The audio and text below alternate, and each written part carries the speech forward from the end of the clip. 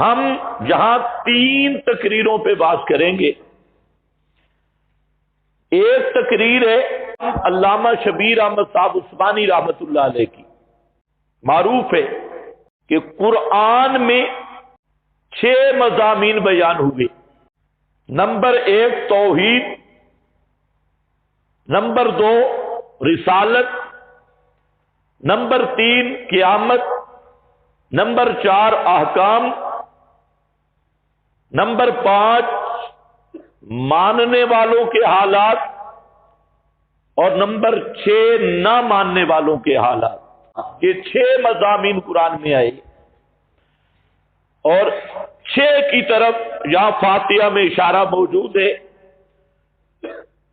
6 کے 6 مضامین الحمدللہ میں توحید ہے، مالک یوم الدین میں قیامت ہے، اہدنا الصراط المستقیم میں نبوت اور رسالت ہے، ایاک نعبد احکام، اور صراط الذین انعمت علیہم ماننے والے، المغضوب الضالین نہ ماننے والے۔ 6 کے 6 مضامین سورہ فاتحہ میں اجمالاً موجود ہے۔ اب دوسری تقریر ہے حضرت مولانا حسین علی رحمت اللہ علیہ کی۔ فرماتے ہیں قرآن کریم کے 4 حصے ہیں۔ پہلا حصہ سورہ فاتحہ سے سورۃ الانعام تک، یعنی سورۃ المائدہ کے آخر تک۔ دوسرا حصہ سورۃ الانعام سے سورہ بنی اسرائیل کے آخر تک۔ تیسرا حصہ سورۃ الکہف سے سورہ سبا تک، اور چوتھا حصہ سورہ سبا سے سورۃ الناس تک۔ کتنے ہو گئے؟ 4۔ ہاں بولو، پہلا حصہ کیا؟ سورۃ الفاتحہ سے سورۃ الانعام تک، دوسرا حصہ انعام سے کہف تک، کہف سے سبا تک، اور سبا سے سورۃ الناس تک۔ کہ جو پہلا حصہ ہے سورۃ الفاتحہ سے سورۃ الانعام تک، اس میں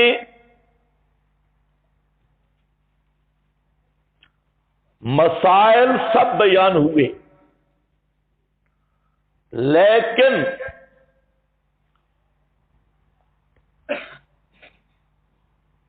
زور جس مسئلے پہ ہے وہ مسئلہ خالقیت ہے۔ اس کا یہ مطلب نہیں کہ باقی مسئلہ ہی کوئی نہیں آیا، مسائل بیان ہوتے رہے، لیکن زور دیا گیا اور مقصودی مسئلہ ہے خالقیت کا بیان۔ اس کائنات کو پیدا کرنے والا اللہ ہے۔ تمہارے لیے تجھے معمولی مسئلہ ہے، اور جو اتنا بڑا مسئلہ ہے کہ کائنات کا پیدا کرنے والا یہ اللہ ہے۔ خالقیت کا بیان۔ آج جو بڑے بڑے سائنسدان ہیں وہ اس مسئلہ میں پریشان ہیں، ایک یہ کہ یہ کائنات اس کی کوئی ابتدا ہے یا نہیں، اور دوسرا اگر ابتدا ہے تو موجد کون ہے، کیسے ابتدا ہے؟ یہ 2 سوال ہیں جس پر دنیا کے سائنسدان ششدر اور حیران ہیں، بڑے بڑے علم کے دعوے کرنے والے۔ اس پر بھی انشاءاللہ بات آئے گی، لیکن یہ 2 سوال کا جواب آج تک، آج کی تاریخ تک سائنسدان خود اقرار کر رہے ہیں عجز کا۔ ابھی تک کہہ رہے تھے یہ کائنات ازلی ہے، ہمیشہ سے ہے۔ موجودہ سائنس اس تحقیق پر پہنچا ہے کہ کائنات ازلی نہیں ہے، اس کی ابتدا بھی ہے، اس کی انتہا بھی ہے۔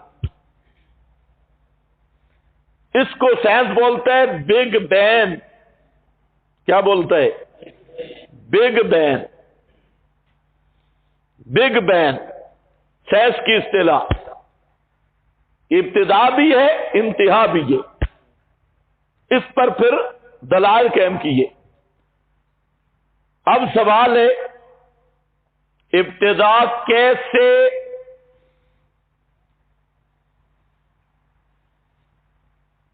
تو یہ لگے ہیں جناب اس میں سیاسی طریقہ سے، لیکن سائنس آخر میں ہتھیار ڈال کے کھڑی ہے۔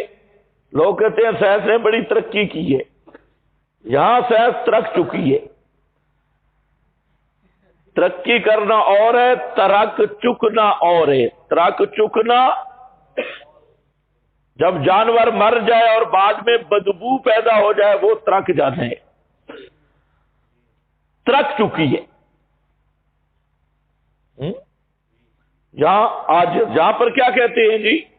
انرجی ایک، نیچر دو، قانون فطرت تین۔ بس یہ تین لفظوں میں الجھے ہوئے ہیں۔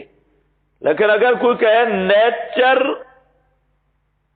قانون فطرت، انرجی کو پیدا کس نے کیا، تو پھر سمن بکمن عمجن۔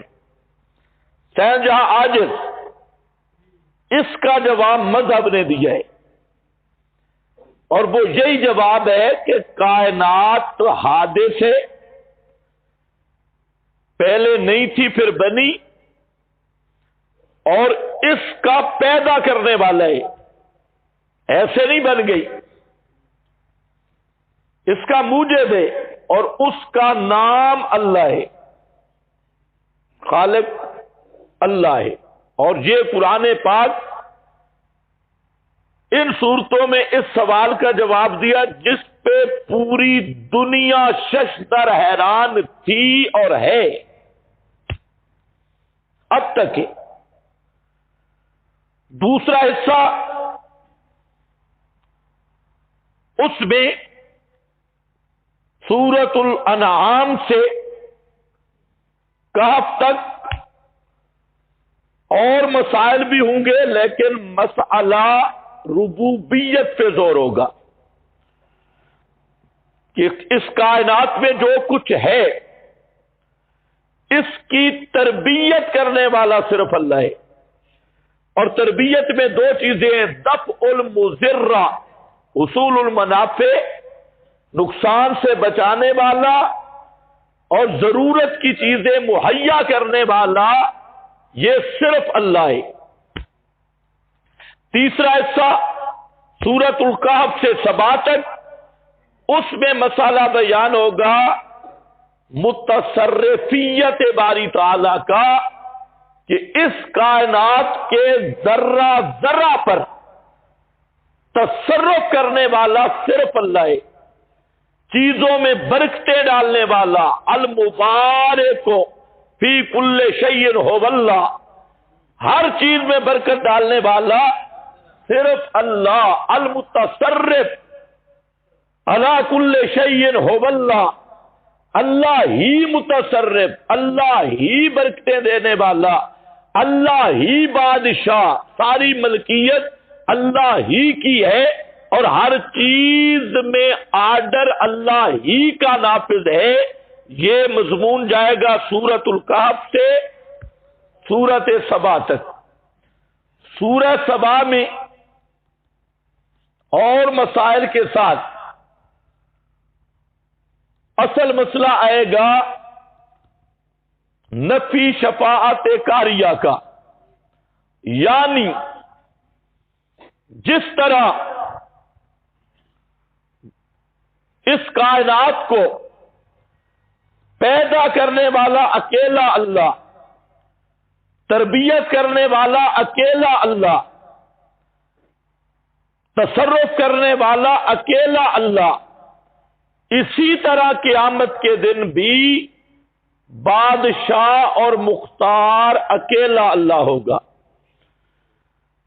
اس کے دربار میں کوئی شفاعت قہری نہیں چلے گی، شفاعت قہریہ، اس کو کوئی مجبور نہیں کر سکے گا، اس کی مرضی کے خلاف منوا کوئی نہیں سکے گا، جیسے مشرکوں کا گمان ہے۔ تو یہ چار حصے، اور جہاں چاروں کی طرف اشارہ ہے، حضرت فرماتے ہیں یہاں لفظ اللہ وصف مشہور کے طور پہ ذکر ہوا، جیسے آپ پڑھتے ہیں لِكُلِّ فِرْعَوْنٍ مُوسیٰ، ہر فرعون کے لیے موسیٰ ہے۔ اب فرعون ایک تو ایک شخص مشخص ہے، معین شخص ہے، وہ جو دریا میں غرق ہو گیا۔ موسیٰ معین شخص ہے جس پہ تورات اتری، اللہ کا نبی۔ اور ایک ہے فرعون کی صفت والا، موسیٰ کے وصف والا۔ فرعون کی صفت کیا تھی؟ مبتل۔ حضرت موسیٰ کی صفت محق۔ ہر فرعون کے لیے موسیٰ یعنی ہر مبتل کے لیے محق موجود ہے۔ ہر فرعون والی صفت کا کوئی ہوگا تو اللہ تعالیٰ اس کے مقابلہ میں موسیٰ جیسے اوصاف والا آدمی بھی کھڑا کرے گا۔ تو یہ اس کو کیا کہتے ہیں؟ وصف مشہور، مشہور وصف۔ یہ سنا ہوا ہے تو ہے، لیکن سمجھنا ضروری ہے۔ آپ نے بہت ساری باتیں سنی ہیں، لیکن انشاءاللہ سمجھیں گے جہاں، وہاں صرف سنی ہوئی ہے۔ وصف مشہور، سامری ایک معین ہے، ایک وصف مشہور ہے۔ ابو جہل ایک تو وہی بزرگ ہے جو بدر میں شہید پھر نار ہو گیا تھا، اور ایک ابو جہل وصف ہے۔ تو ہر دور کا ابو جہل بھی ہوگا، ہر دور کا سامری بھی ہوگا۔ قرآن سمجھنے والوں کو یہ بات سمجھنی ضروری ہے، یہ کہانیاں نہیں کہ سامری بابا تھا فوت ہو گیا، نہیں۔ اب بھی کئی ہر شرک کا دائی، پیر اور عالم وہ سامری ہے، جو تمہیں کتاب اللہ سے ہٹائے اور کتابڑیوں پہ لگائے، وہ کیا ہوگا؟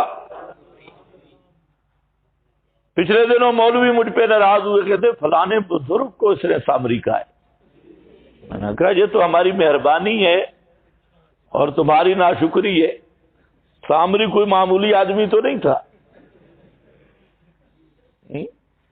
ایک نبی اندر موجود ہے، ایک تورات لینے کی ہے۔ 32-36 سال کی محنت 2 نبیوں کی ہوئی ہے قوم پہ، معجزات بھی انہوں نے دیکھے ہیں، لیکن واہ بابا سامری 5 منٹ الٹا کر دیتا، 5 منٹوں میں بچڑے کی بھاں انہوں نے کہا وہ بھی بھول گیا اور تو بھی خاموش رہے۔ اصل مزہ چاستے اتنے آئیے نا، تو ان کو کہتے ہیں ان کو پوجو جو نظر ہی نہیں آتا، اے ہوں آئے نا، اے بابا بچہ بول دے، یہ بچڑا آ گیا،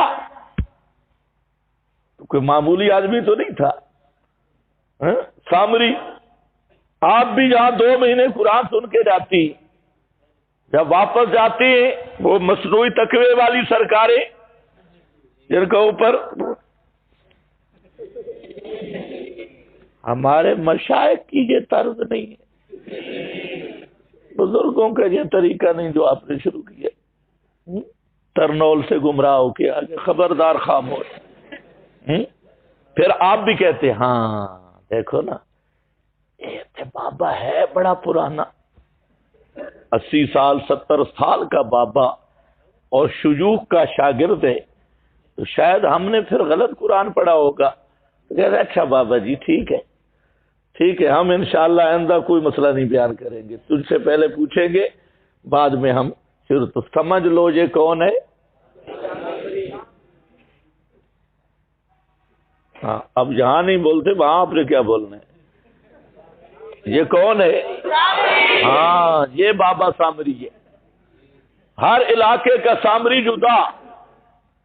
خیر، لکل فرعون موسیٰ وصف مشہور، یا مشہور وصف خالقیت، الحمدللہ الحمد للخالق، الحمدللہ الحمد للخالق، یہ پہلا حصہ ہے۔ رب العالمین دوسرا، ربوبیت کا بیان۔ الرحمن تیسرا، کیسے؟ الرحمن مہربانیاں کرنے والا، چھوٹی بڑی نعمتیں دینے والا، نوازنے والا، وہی ہوتا ہے جو بادشاہ ہو، جو متصرف ہو، جو مبارک ہو، اور مالک یوم الدین چوتھا، قیامت کے دن بھی اسی کا اختیار ہوگا اور کسی کا اختیار۔ چاروں حصے آگے کیا ہے اس پہ میں بات کروں گا، حصوں چاروں آگے ایاک نعبد کیا ہے، ایاک نستعین کیا ہے، اس پہ بات آئے گی۔ دو تقریریں، تیسری تقریر حضرت مجدد الفسانی رحمت اللہ علیہ، شیخ احمد سر ہندی،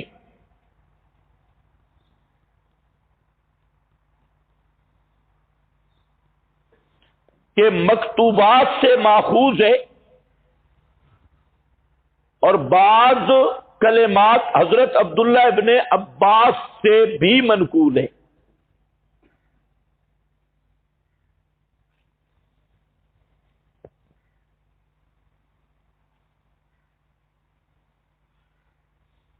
اور اس کو بھی حضرت الوانی رحمہ اللہ نے بیان کیا۔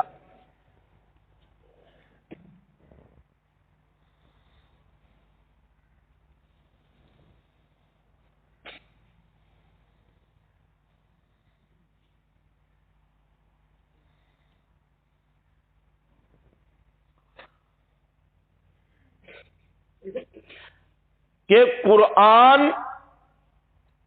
یہ تقریر کس چیز پہ سن رہے ہو؟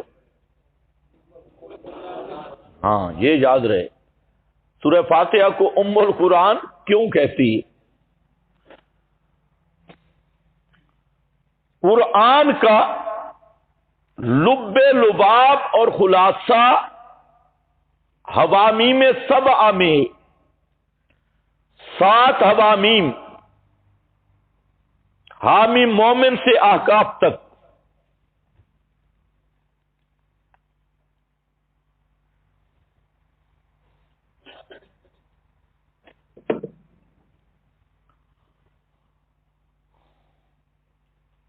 حوامیم کی تمہید سورہ زمر ہے۔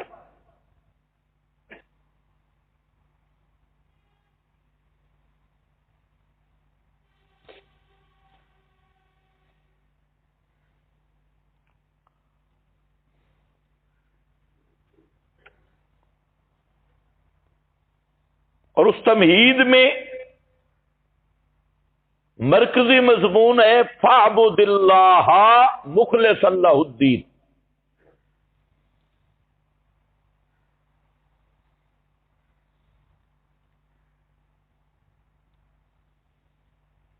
اور حوامی میں سبع کا مرکزی مضمون فدع اللہ مخلصین لہ الدین، یعنی سورہ حامی مومن، اس کے بعد جو 6 صورتیں ہیں وہ 6 شبہات کا جواب ہے، ہر صورت ایک شبہ کا جواب ہے، لیکن مرکزی مضمون فدع اللہ مخلصین لہ الدین۔ اسی لیے اگر آپ غور کریں گے تو سورت میں زور ہے قال ربکم ادعونی هو الحی لا الہ الا هو فادعوہ مخلصین لہ الدین، ہے نا؟ فادعوا اللہ مخلصین لہ الدین، یہ سورہ حامی مومن ہے۔ اس میں مضمون کیا ہے؟ الدعاء للہ، سور و پکار دعا یہ صرف اللہ سے کرنی ہے۔ اس کے بعد جو 6 صورتیں ہیں ہر صورت میں ایک شبہ کو اٹھایا گیا، اسی مضمون پہ شبہ تھا۔ اب سورہ زمر تمہید، حامی مومن تقریر، زمر فاعبد اللہ، مومن فدع اللہ۔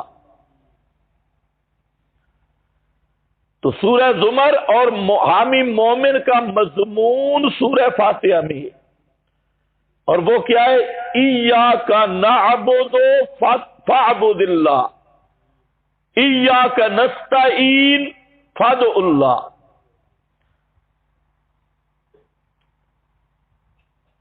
سمجھ گئے؟ فاعبد اللہ ایاک نعبد فدع اللہ ایاک نستعین۔ تو ایاک نعبد و ایاک نستعین اس لحاظ سے سورہ فاتحہ کا دعویٰ ہے۔ میں نے کہا تھا نا بعض نے اس کو دعویٰ بنایا۔ پھر مجدد نے کہا کہ ایاک نعبد و ایاک نستعین، اس کا خلاصہ ہے بسم اللہ کی بامی۔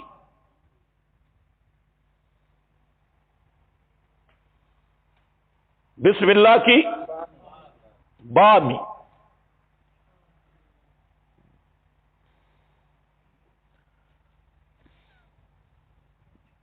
با کے 17 معانی، بلکہ اس سے بھی زائد ہے، نحو میں تو آپ نے نہیں پڑھے ہیں، کچھ اور معانی بھی ہے با کے۔ لیکن جہاں مفسرین کے 2 قول ہیں، ایک یہ کہ الباء للاستعانہ، یہ با ہے استعانت کی، استعانت کا معنی کیا ہوتا ہے؟ مدد طلب کرنا۔ ہاں اب ذرا توجہ فرماؤ، اور یہ بھی دیکھو کہ ہم تقریر کرتے کرتے تفسیر میں داخل ہو رہے ہیں۔ اب یہ تقریر پورے قرآن میں لگ جائے گی۔ استعانت ایک، دوسرا فائدہ یہ سمجھیں کہ بسم اللہ جار مجرور، اس کا متعلق مؤخر نکالیں گے۔ جنہوں نے بیضاوی پڑھی ہے تو وہاں پر بھی یہ نقطہ موجود ہے۔ ویسے بھی بصری نحوی یہی کہتی ہیں کہ یہاں پر متعلق کیا نکالیں گے؟ مؤخر، بعد بھی۔ بھائی سمجھ رہے ہو کہ نہیں؟ اصل یہاں میرے لیے ایک بڑا امتحان بن جاتا ہے کہ کچھ وہ طلباء منتہی بزرگ جن کو تفصیل کی ضرورت نہیں، ان کے سامنے تفصیل کرنا، وہ کہتے ہیں ہمارا وقت ضائع ہو رہا ہے۔ یہ چیزیں ہمیں پہلے بھی پتہ ہے۔ اور ایک وہ ابتدائی درجوں والے اگر ہم اوپر چلے جائیں تو وہ سمجھیں گے یہ پشتو بول رہا ہے، یعنی سمجھ نہیں آئے گی۔ تو اس لیے کچھ بڑے مہربانی کریں، کچھ چھوٹے ہوشیاری کریں، تب کام چلے گا۔ تو میں نے کیا کہا، جار مجرور کا کوئی متعلق ہوتا ہے نہیں ہوتا؟ تو جار مجرور کا متعلق کہاں نکالیں گے، شروع میں یا آخر میں؟ آخر میں نکالیں گے۔ کیوں؟ ایک تو نحوی بصری یہی کہتی ہے، دوسرا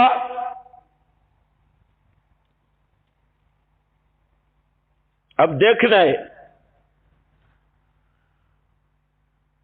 کوفی نحوی اور بہت سارے نحوی متعلق کو مقدم نکالتی، لیکن وہ بیچارے اپنی نحو کی مشق کر رہے ہیں، یہ قرآن ہے۔ اور یہ بات ذہن میں رکھ لو، نحو، صرف، معانی، ساری چیزیں قرآن کے تابع ہیں۔ قرآن تمہارے قانون کا تابع نہیں ہے۔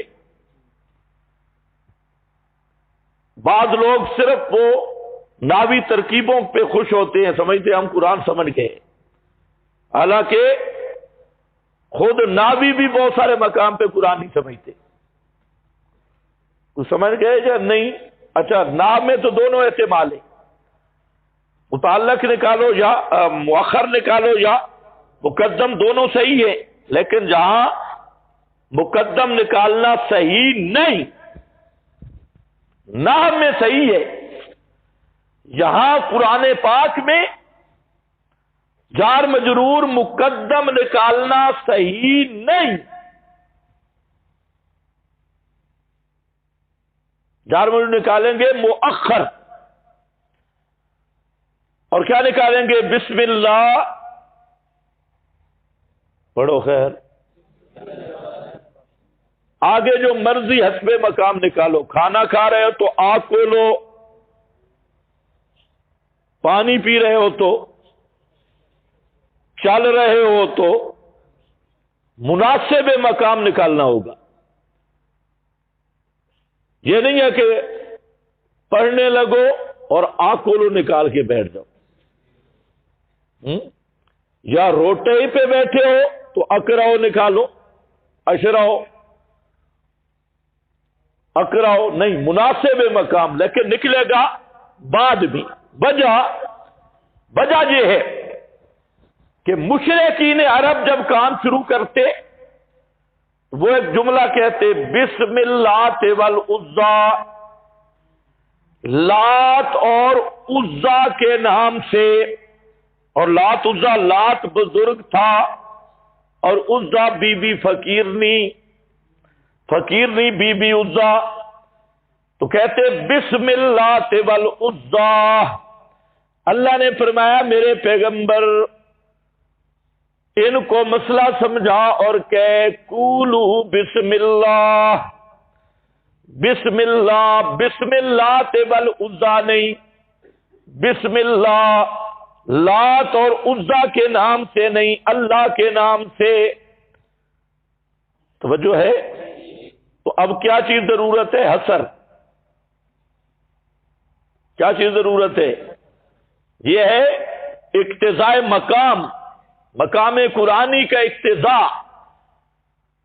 اس لیے سب مفسرین نے لکھا، آپ کے پاس یہ حوالہ لکھا ہے، یہاں شروع میں کہیں ہوگا فوائد بھی، کہ معنی کیا ہے؟ بسم اللہ نازل ہوئی ردن علی المشرکین، نزلت ردن علی، بولو ردن علی، بسم اللہ نازل ہوئی مشرکین پر رد کرنے کے لیے، تردید کرنے کے لیے، کیونکہ مشرک کیا کہتے؟ بسم اللہ والعزیٰ، لکھا ہے نا مدارک کشاف صفحہ نمبر 2، الفرقان فائدہ نمبر بھی 2، افاد حسر کے لیے مؤخر مقدر ہے تاکہ مشرکین کا رد ہو جائے، کیونکہ حصول برکت اور دفع ضرر کے لیے اپنے کاموں کی ابتدا اپنے معبودوں کے ناموں کے ساتھ کیا کرتے تھے، علامہ نصفی زمخشری وہ لکھتے ہیں، وہ شروع کرتے تھے بے اسمائے آلہتہم فیقولون بے اسم اللات و بے اسم العزیٰ، یہ کہا کرتے تھے لات عزیٰ کے نام سے، جیسے آج کا مشرک کہتا ہے گاڑی پہ چڑھنے لگے جانے یا علی، ہے غازی عباس، ہے بی بی فقیرنی، اور جب گندم شندم چھولے فصل وہ ڈھیری اٹھانی ہو تب بھی کہتا ہے پیروں کے یہ پہلا ٹوپا پیر کے نام کا، یہ برتن فلانے بزرگ کے نام کا، یہ پیروں بزرگوں کے ناموں سے۔ اللہ نے فرمایا قولوا بسم اللہ، بسم اللہ سے والعزیٰ نہیں، بے اسم محمد بھی نہیں، بے اسم علی بھی نہیں، بے اسم ابراہیم بھی نہیں۔ جب بھی کوئی کام شروع کرو تو کس کا نام لوگے؟ بسم اللہ، اللہ ہی کے نام سے۔ کیا مانا؟ اللہ ہی کے نام سے، اور اونچا بولو اللہ ہی کے نام سے۔ اکثر مولوی بسم اللہ کا معنی ہی نہیں سمجھتے، کہتے اللہ کے نام سے، شروع اللہ کے نام سے۔ یہ کون سا معنی ہے؟ شروع اللہ کے نام سے، اور شروع اللہ ہی کے نام سے، اللہ ہی۔ آپ سمجھے جب متعلق مؤخر نکالیں گے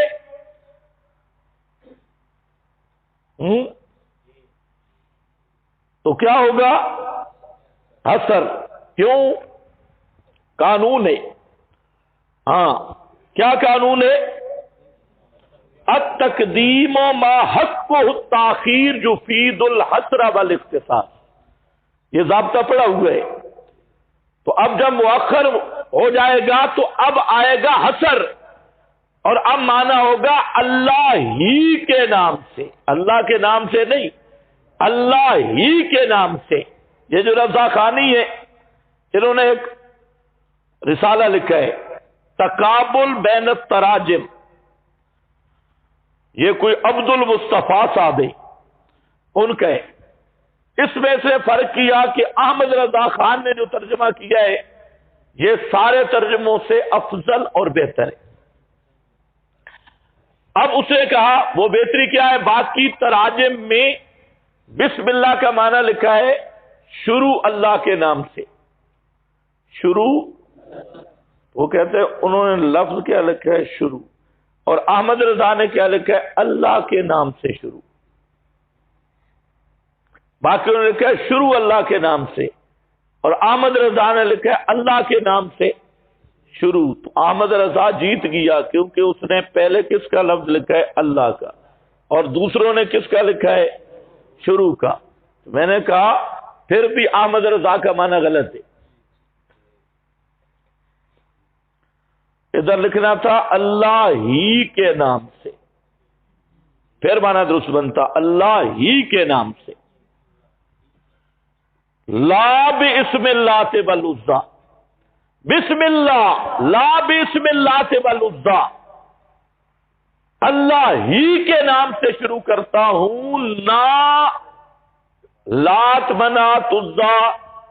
اب آؤ مجدد نے کیا کہا؟ قرآن ایاک نعبد و ایاک نستعین، اس کا خلاصہ ہے بسم اللہ کی با میں۔ مجدد نے بھی وہی بات کی، ایاک نعبد میں حسر ہے یا نہیں؟ ایاک نستعین میں حسر ہے، تو کیا مانا ہوگا؟ تیری ہی عبادت کرتے ہیں، تجھ ہی سے مدد مانگتے ہیں۔ تو اب ہی یہاں پہ بھی ہوگا اللہ ہی کی مدد سے شروع، اللہ ہی کی مدد سے شروع، اللہ ہی کے نام سے، یعنی اللہ ہی کی مدد سے شروع، اور کسی کی مدد سے نہیں۔ تو پورا قرآن بسم اللہ کی با میں۔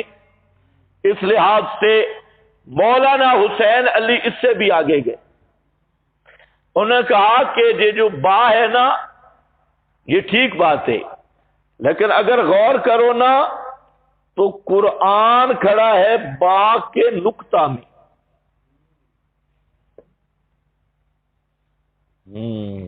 اب پتہ چلے گا اگر کوئی ریاضی دان ہو کہ با کے نقطہ میں آپ نے اتنا تو منتہی طلباء نے پڑھا ہے کہ نقطہ قابل تقسیم نہیں ہوتا، اتنا تو سب جانتے ہو نا، قابل انقسام، اگر انقسام ہو جائے وہ خط بن جائے گا، نقطہ ہوتا وہ ہے جو قابل انقسام نہ ہو۔ تو فرمایا جس طرح نقطہ قابل انقسام نہیں، قرآن یہ بتا رہا ہے، اسی طرح اللہ اپنی ذات و صفات و افعال و حقوق میں قابل انقسام نہیں، نہ اس کی ذات میں تقسیم ہے کہ دو بن جائے، تین بن جائے، کوئی ذیلی، کوئی حقیقی، کوئی ذلی، کوئی حقیقی، اور نہ اس کی صفتیں تقسیم ہوئی ہیں کہ کسی کو عالم الغیب بنا دیا ہو، کسی کو مختار کل بنا دیا ہو، کسی کو حاجت روا مشکل کشا، اور جتنے مشرک ہیں ان کے شرک کی بنیاد ہے وَجَعَلُوا لَهُ مِنْ عِبَادِهِ جُزْءًا،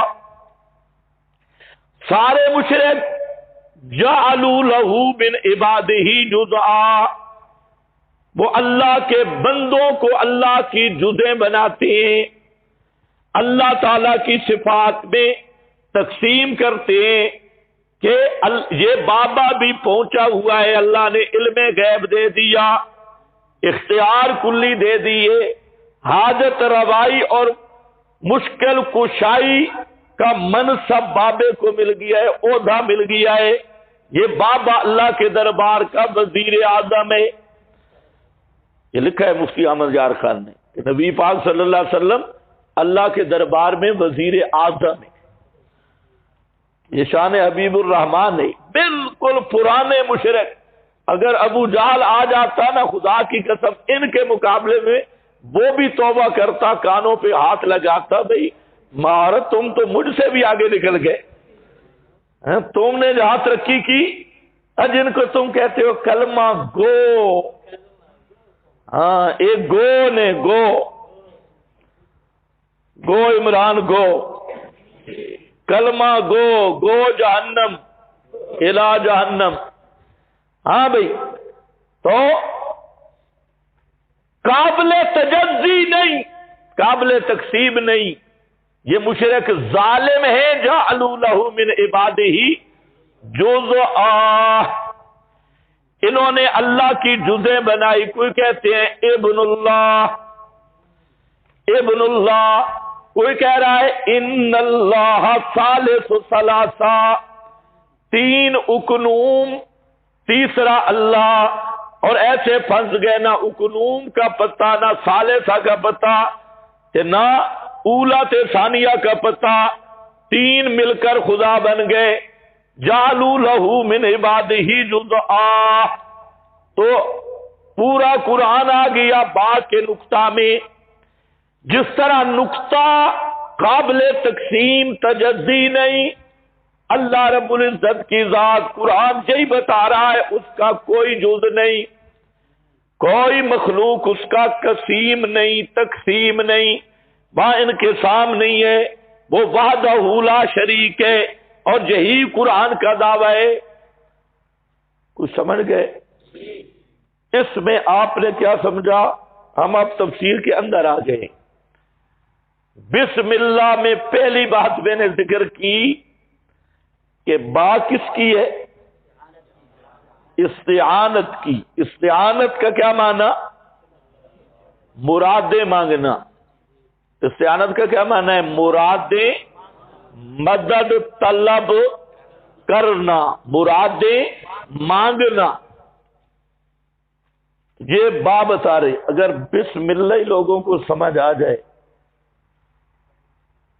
تو شرک کا سوال ہی پیدا نہیں ہوتا۔ لیکن شیطان ایسا پلیت ہے، قبر پہ سجدہ کرنے لگتا ہے تو پڑھواتا ہے بسم اللہ، پیر کے سامنے جھکا ہے بسم اللہ، شرک کا افتتاح کرے بسم اللہ، گدھیا پہلے بسم اللہ کا معنی تو سمجھنا، بسم اللہ کیا ہے کہ بسم اللہ جانے جا علی، بھائی مانا ابھی کہا بسم اللہ، اللہ ہی کے ساتھ ہی جانے جا علی، جانے جا فلاں، تو بسم اللہ یہ ہے۔ اب طریقہ درس کا، بسم اللہ کی با پہ درس دینا ہے، صرف با پہ۔ اب قرآن میں پھیل جاؤ، بڑا مواد آئے گا، ایک مہینے کا درس ختم نہیں ہو سکتا، 3 گھنٹے درس دیتے رہو۔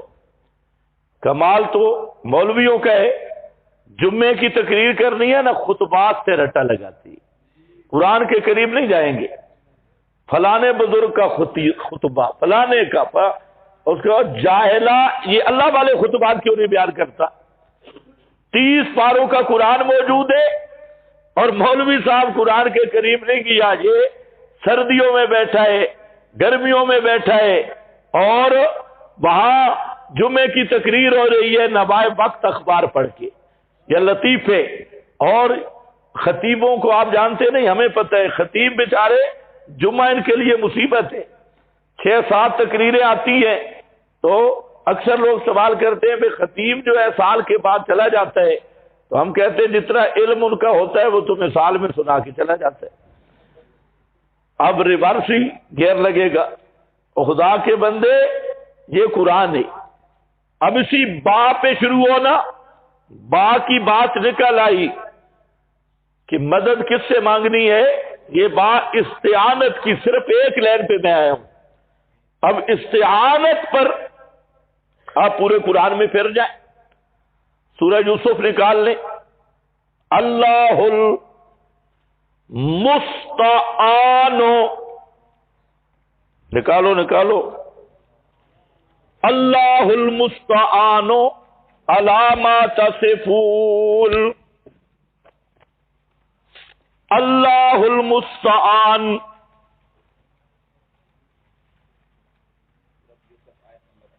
آیت نمبر 18 اور صفحہ نمبر بھی بتائیں ان کو۔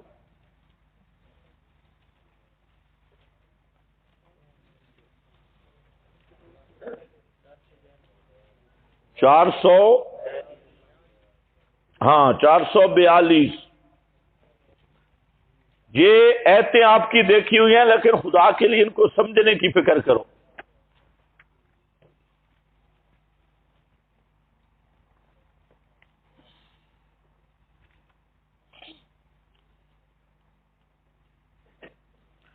اللہ المستعان، کیا معنی کرو گے؟ کرو معنی، اللہ ہی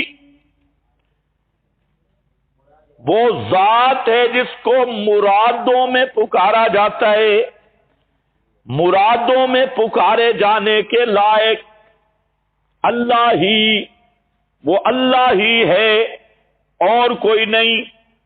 اب یہ مراد کیا پیش آئی؟ حضرت یعقوب کو یہ پورا واقعہ دیکھ لو کہ کن مرادوں میں پکار رہی ہے، کیا مراد ہے؟ اللہ المستعان، پیغمبر گھر میں بیٹے کو لے گئے، حضرت یوسف کو، اس کو کنویں میں ڈال کے واپس آ گئے، اور کئی مکر کر کے شام غریبہ مناتے ہوئے، اور قمیص بھی خون آلود۔ حضرت یعقوب کو کہتے ہیں بھیڑیا کھا گیا، قمیص دیکھی سالم نکلی۔ اب کوئی ظاہری اسباب نہ رہے کہ حضرت یوسف کا کوئی اتا پتا پانے کے کوئی سبب نہ رہا، تو ایسے مقام پہ پیغمبر کیا کہتے ہیں؟ اللہ المستعان، یعنی ما فوق الاسباب امور میں اللہ ہی سے مدد مانگی جاتی ہے۔ اور کسی سے نہیں. اور یہی مانا تھا نا بسم اللہ میں، اللہ ہی سے مدد مانگتا ہوں یا اللہ ہی سے مدد مانگو. اللہ المستعان علی ما تصفون. اور سورۃ الانبیاء آیت نمبر 112،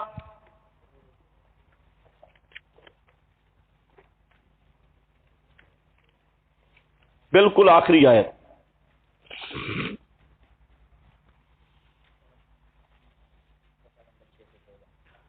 ہاں بھائی، صفحہ نمبر 614. وَرَبُّنَا الرَّحْمَنُ الْمُسْتَعَانُ. وَرَبُّنَا، اس میں لطائف بڑے ہیں. پہلے لفظ کیا ہے؟ اللہ. اب کیا ہے؟ الرحمن. الرحمن. اور بسم اللہ میں بھی یہی بنیادی دو اس پہ بات ہوگی. اللہ اور الرحمن. وہاں اللہ علی ہے، اللہ المستعان بسم اللہ. اور جہاں پر کیا ہے؟ ربنا الرحمن المستعان. الرحمن المستعان. ادھر کیا؟ اللہ المستعان. ادھر کیا؟ الرحمن المستعان. تو ملا لو بسم اللہ الرحمن. کو سمجھ آئیے؟ وہی معنی ہے ربنا، ہمارا رب ہی الرحمن المستعان. رحمان مہربانیاں کرنے والا وہی ذات ہے جس سے مدد مانگی جا سکتی ہے. یہ دوسرا مقام ہے. اور اسی طرح سورۃ البقرہ آیت نمبر 45،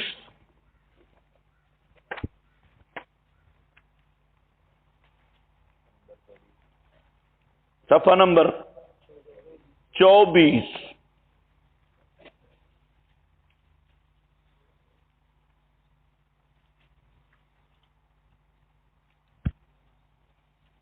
ہاں بھائی، استعینوا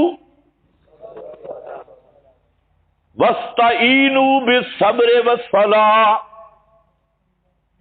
اچھا، اسی کے ساتھ آیت نمبر 153 بھی نکال لیں، سورہ بقرہ.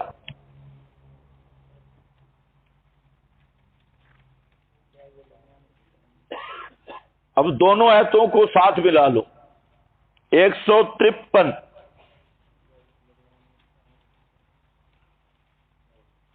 یا ایھا الذین آمنوا استعینوا بالصبر والصلاۃ. اے ایمان والو، یہاں اصل عبارت ہے اے ایمان والو استعینوا اللہ بالصبر والصلاۃ. اللہ ہی سے مدد مانگو بالصبر والصلاۃ، مصیبتوں پر صبر کر کے اور نماز پڑھ کے. دعائیں مانگو مصیبتوں پہ صبر کر کے اور اللہ کے سامنے داریاں کر کے. لیکن مدد کس سے مانگو؟ استعینوا، دونوں مقام. استعین اللہ، اللہ ہی سے مدد مانگو. چلو سورۃ الاعراف نکال لو، آیت نمبر 128، صفحہ 229.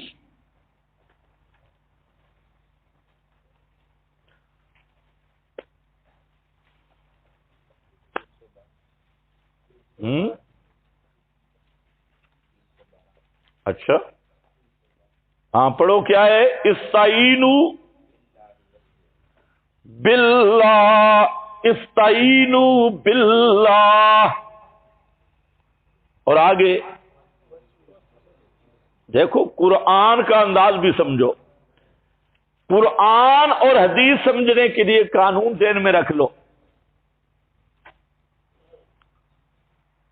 ایک مضمون کی جہاں ایتیں آئیں نا ساری جمع کرو، پھر غور و فکر کرو.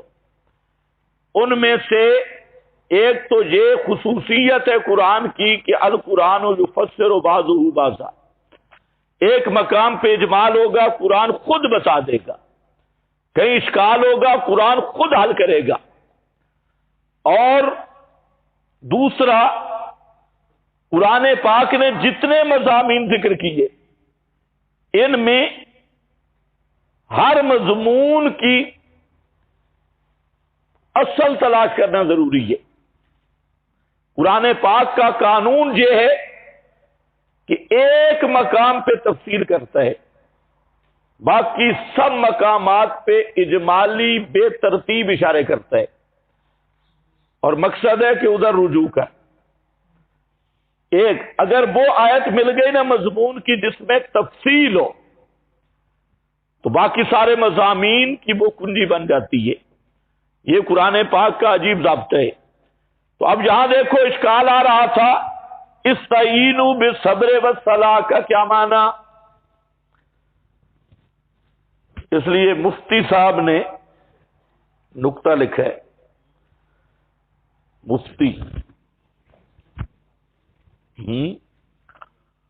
مفتی صاحب، مفتی احمد یار خان صاحب. اب سارے پریشان ہو گئے، تم کیا سمجھتے ہو تمہارے مفتی ہوتے ہیں ان کے نہیں ہوتے؟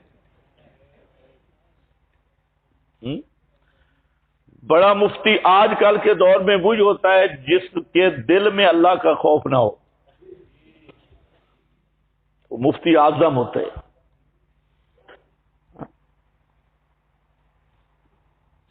سمجھے کہ نہیں سمجھے؟ آج کے دور کی بات کر رہا ہوں. بڑا مفتی وہ ہوگا جو بالکل نڈر ہوگا، بہادر. ما اصبرہم علی النار، بڑے بہادر ہیں بھائی،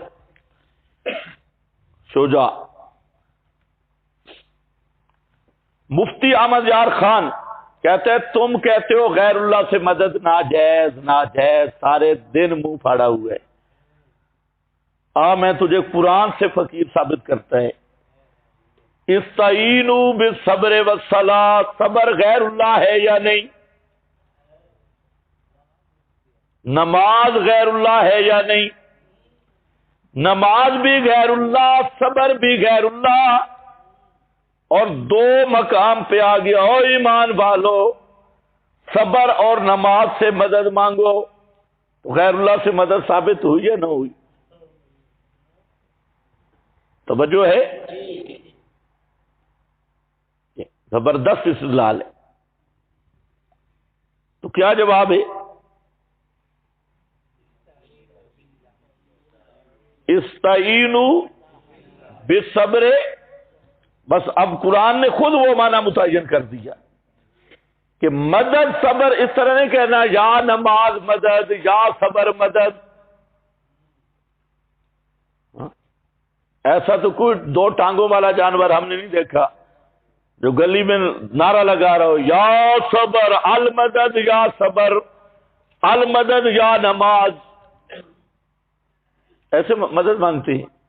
ادھر المدد یا علی، المدد یا رسول کے نعرے تو سنتے ہیں، لیکن المدد یا صبر المدد یا نماز ایسا دو ٹانگوں والا بریلوی جانور نہیں دیکھا.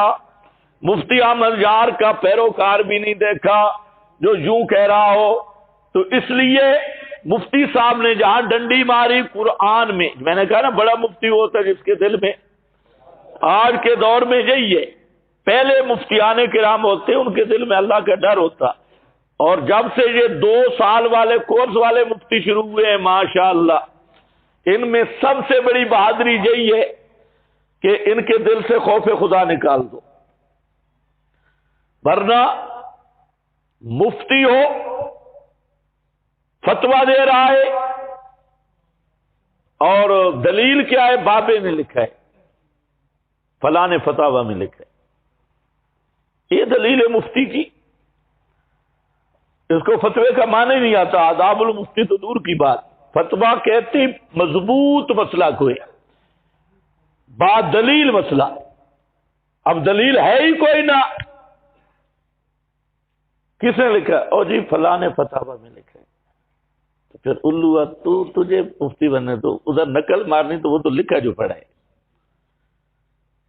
تو جو ٹھیکیدار بنے، پگڑی بھی باندھی ہے، پورا تھان، دسارے فضیلت بھی ہوئی ہے، سب کچھ. تو کیا ہے؟ ادھر لکھا پڑا ہے، تو نے بھی یہی کرنا تھا تو وہ تو پہلے لکھا پڑا ہے. کتاب و سنت کی دلیل نہیں ہوگی. حالانکہ مفتی کے لیے ضروری ہے کہ کتاب و سنت سے دلیل لائے، ماخذ بیان، ورنہ وہ مفتی نہیں. لیکن مفتی نے قسم کھائی ہے اور دلیل لائے گا تو یہ لائے گا، دیکھو وَاسْتَعِینُوا بِالصَّبْرِ وَالصَّلَاةِ. تو اس لیے میں نے کہا استعینوا باللہ. ادھر ایک اور نقطہ بھی سمجھ لو. اہل تشیع اور رضا خانی دونوں نے غیر اللہ کی استعانت پر استدلال کیا ہے بسم اللہ سے. کس سے؟ ہاں تمہیں پتہ چلے بھئی مشرک کس روٹ پہ چل رہا ہے. انہوں نے دیکھا مدد کس سے مانگ رہا ہوں، اللہ کے نام سے یا اللہ سے؟ باللہ ہے یا بسم اللہ ہے؟ تو کہتے ہیں دیکھو اسم اللہ غیر اللہ ہے. یہ مقبول حسین دہلوی شیعہ مفسر اور مفتی احمد یار، مفتی نے اکثر چیزیں شیعوں سے لی ہے کیونکہ اس گٹر کے پہلے کیڑے شیعہ ہیں. تو اس نے کہا دیکھو اللہ کے نام سے مدد ہے نا، اور اسم اللہ دال علی اللہ ہے. اسم اللہ دال علی اللہ، سمجھ گئے ہو؟ اسم اللہ اللہ کا نام اللہ کی ذات پہ دلالت کرتا ہے، اور اتنا اسم اللہ دلالت نہیں کرتا جتنے انبیاء اولیاء اللہ کے ذات پہ دلالت کرتے ہیں. تو جب اسم اللہ سے مدد مانگنا جائز تو انبیاء اولیاء سے کیوں نہ جائز؟ وہاں بطریق اولا جائز. اس کو کہتے ہیں انٹرنیشنل شٹل. انٹرنیشنل زبردست. اب اور یہ جو آیا تھا یہ استعینوا باللہ ہے، ادھر ہے اسم کا لفظ. مفتی صاحب نے لیا مقبولے سے، حالانکہ اسم اللہ غیر اللہ نہیں، عین اللہ ہے. تمہارے جو منطقی فلسفی بیٹھے ہیں وہ بھی عقل ٹھکانے پہ رکھے. اسم اللہ غیر اللہ نہیں، کیا ہے؟ عین اللہ ہے. لا غیر ولا عین کی بات الگ ہے، لیکن جہاں غیریت نہیں اسی لیے یہاں بسم اللہ ہے اور آگے کے استعینوا باللہ وہاں اسم نہیں ہے. بسم اللہ ہو یا باللہ ہو ایک ہی معنی، اور اصولی ضابطہ بھی یہی ہے کہ اسم اللہ غیر اللہ نہیں، تاکہ اس سے یہ استدلال ہو غیر اللہ سے مدد. تو اصل اشکال تھا. خیر یہ ختم. یہ پہلا معنی تھا بسم اللہ کی با کا، اور با کس کی ہے؟ استعانت کی. تھک تو نہیں گئے؟ تھوڑا سا سن لو. قاری صاحب میری طرف دیکھ رہے ہیں، میرا خیال ٹائم اوپر ہی ہو گیا.